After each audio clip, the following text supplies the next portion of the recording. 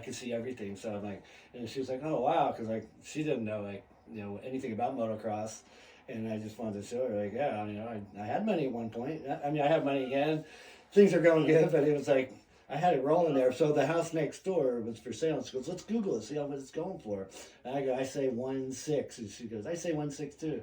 1.7 million. The freaking neighbor's house is going for.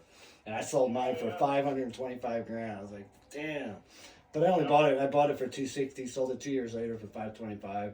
So I mean, Honda and motocross helped me buy houses, and I knew real estate's the way to go. It always is, and I just rolled with the real estate. But then of course I went and did my bullshit and got out, and my mom handed me my van keys and a blanket and said, sleep in your van and figure it out. And I'm like, you gotta be kidding me. My wife's gone.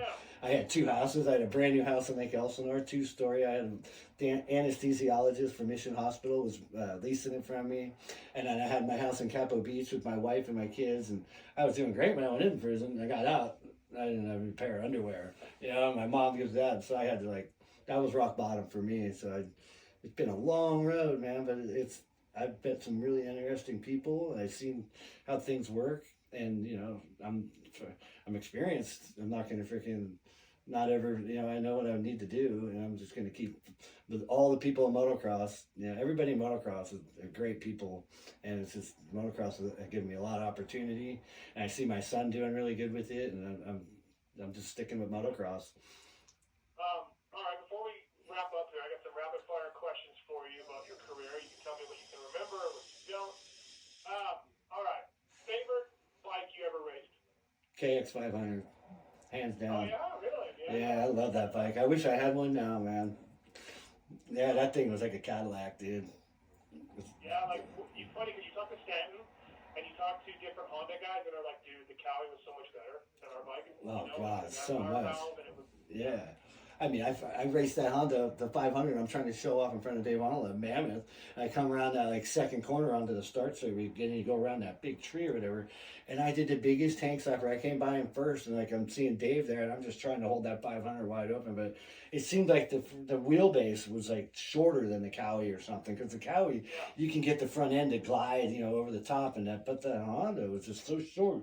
It felt like it would just give you whiplash, and it was gnarly. I hated that Honda 500. Hated it, but I love the Cowie. Favorite track ever? Binghamton. Really? Yeah. Oh my God, dude. Yeah. Love those hills, dude. I like hills. Everybody's afraid of downhills. I love the downhills. I click up on the downhills.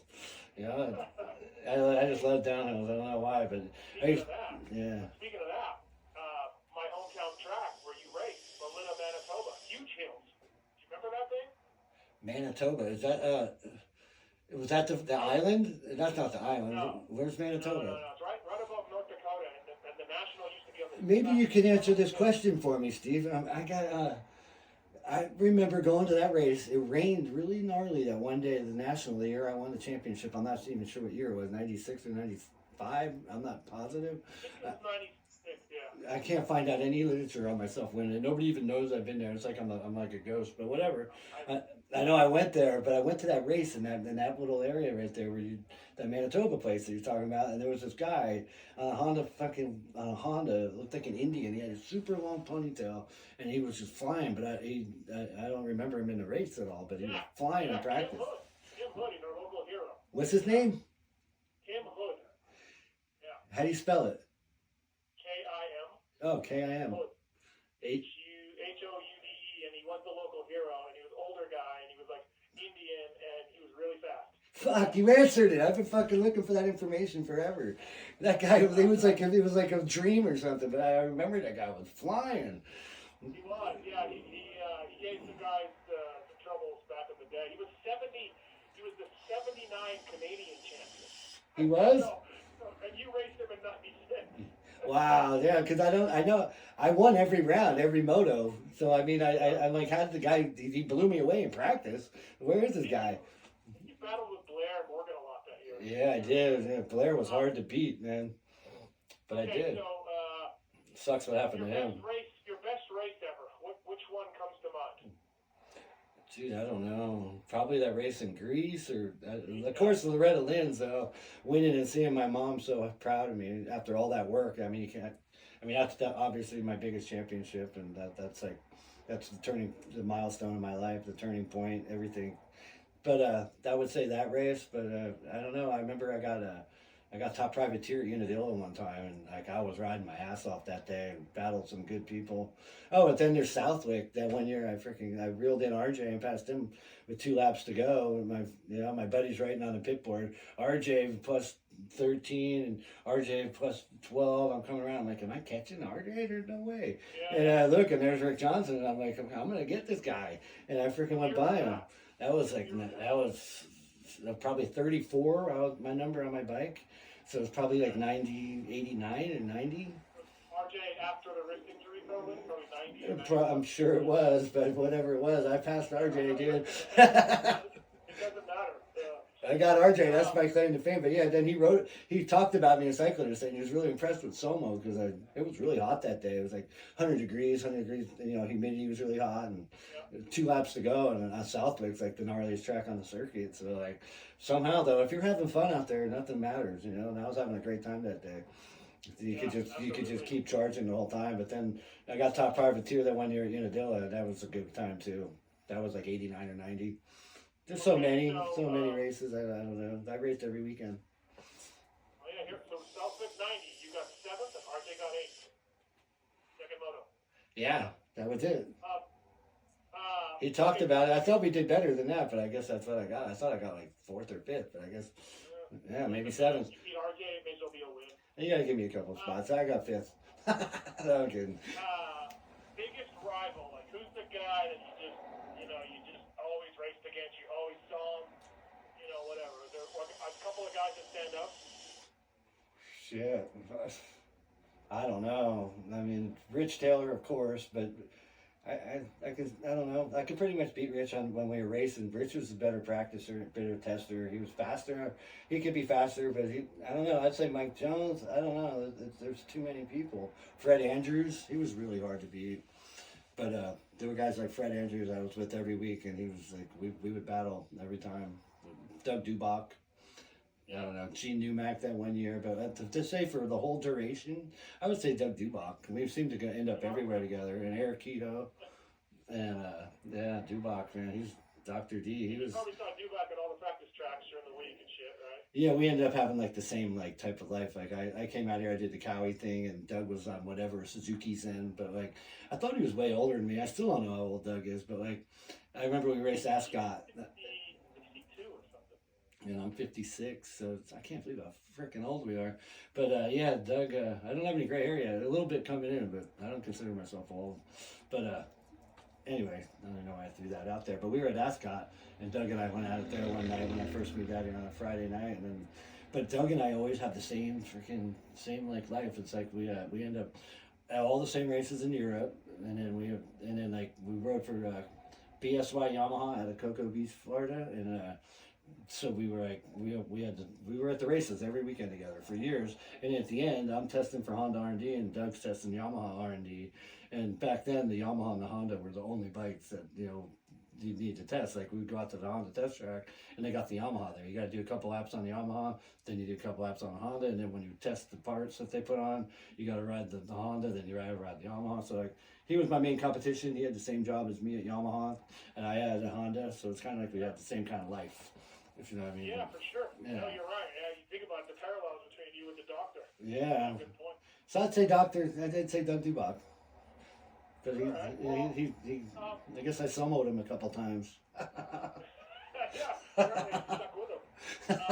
I guess so. Ray, thank you for the time here on the Fly Racing RacerX podcast. I really appreciate it. I'm glad you found it time to do this. A nice career on the motorcycle, like I said, man. Making money, racing all over the world. Having a good time on and off the track. It was quite a life, and you still living it. So, I think that the people will really dig this podcast. Yeah, they will. I hope so. And I just want to say how proud I am of my son. He started a t-shirt company off the chain, and he's doing awesome. He's down here. He's in the stores now, and he's got Killer Dana Surf Shop over here selling his stuff, and everybody's calling me, writing to me, saying, "Oh, he's riding really good. He puts his little freaking." The kid's he's like a little mini me, and he's having a great time with it. And I'm so proud of my son, Jason. And I just wanted to throw that out there. Yeah, actually that's who I hit up to get your number. Yeah. Yeah, he told me that. I'm like, I don't think he even realized who you were yet. You know, it's like, I'm on Jay, you know who that guy is? He's like, yeah, of course, Dad. And I'm like, all right, yeah, fucking, Listen, man, I really appreciate the time. I'm glad you're doing well. Great career. Thank you for the time for my listeners and for me as well. And maybe we'll do a part 2 down the road. You can think of some more stories. Oh yeah, I got so much more to say. It's not, but I want Stark. I want Stark and Honda to call me up. I want to do some electric testing. I'm all about the electric stuff, man. I rode it for the first time like 3 weeks ago at Glen Helen, a month ago at Glen Helen. It's so fun. Holy shit, is it fun? Yeah. Oh, I bet. I'm all about the electric bicycles, the Super 73s, and you know, like, I'm gonna build my own bike. I'm gonna call it E-Rage, but anyway, there's only one bike out there, the Stark, and I want to ride it. I talked to him at Day in the Dirt. They said there's this company called Keto. They're like the subsidiary of Stark, and he said they were gonna call me up. I gotta give him a call, and okay. yeah, if I want to ride the electric stuff, I'm all about doing it. So let's do a part 2 here one day. Sounds good, Ray. Thank you for the time. Appreciate it, and we'll talk soon. Thanks, buddy. Yeah, thank you. Take it easy. Awesome. Thanks, man. Okay, bye. Was it fun? Yeah, that was fun. Good. I'm glad. Yeah. Hopefully it turns out alright. I don't know how the beginning sounded, but whatever. I'm not into fucking. I'm not gonna sit around and try to like make things up. I just say it like it is. You know what I mean? No, it's good. It's all good, man. Maybe delete some of the delete some of the fuckings. I can't stop saying that word for some reason. Yeah, it's fine. I say it too. Don't worry about it. It's fine. No, I'll put this up probably later today or maybe tomorrow. So. Awesome, dude. Thank you so much. Cause like this is gonna be my year. Are you on Instagram at all or anything? I'm on all the platforms, and that, you know, I didn't even talk about what I'm doing. I got this website, netshow.ai, and what we do What is it? I'll put it in the description. What is it? it's netshow.ai. Can you spell it? Yeah, netshow. It's capital NET and then capital SHO. Just the S is capital and then HOW. So capital NET, capital S, lowercase netshow. .ai. .ai and then .pro. It's not up and running right at this moment, but like my friend's been working on it for 2 years, both of us, and he's been on a computer since like '86. The first guy to ever have a computer. We come over here after school and just watch him work on his computer. But anyway, he's been working on this thing for years, and the last 2 years I've been working with him. And so what this thing does is we're going to be building agentic agents, you know, organizations of agentic agents for businesses, for your personal life, for whatever. Everybody's going to have an agent, like an email, within the next couple of years. So we take that and we integrate it.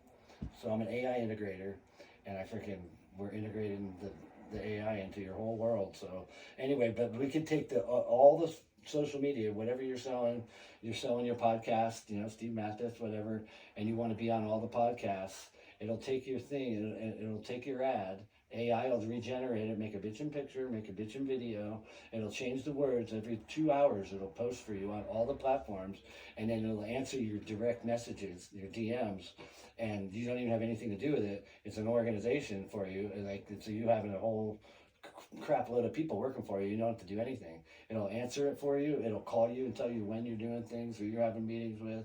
It's going to be really gnarly, but that's what our website does now. So we're just about to let it go. But he's just working out all the quirks, and they take your picture and they morph it. It's like not even you. It's an agent, but it's an AI agent. You know, and it's an integration of doing that. So it's really cool. So I'm just learning it. I stepped out of my comfort zone with it, but I'm really having a great time with it. It's been a lot of fun. Well, let's so get up and running and develop. Just some PR for it. Yeah, that's it. So okay. I'll keep you filled in more with it, but yeah, text me. That's my cell phone, the number I text you on. So. Yeah, I will. So maybe freaking you can hook me up with some tickets for Anaheim, huh?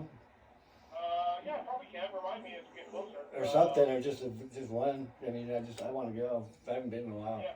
I went to San Diego last year, but I got there for the main event and it sucked. So I thought, but yeah, I want. Nobody is shitty.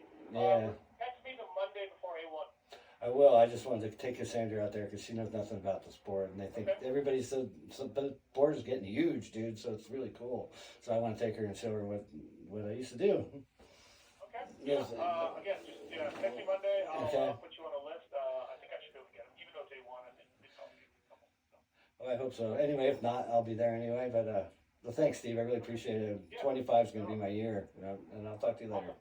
Okay, bye. Sounds good, Ray. All right.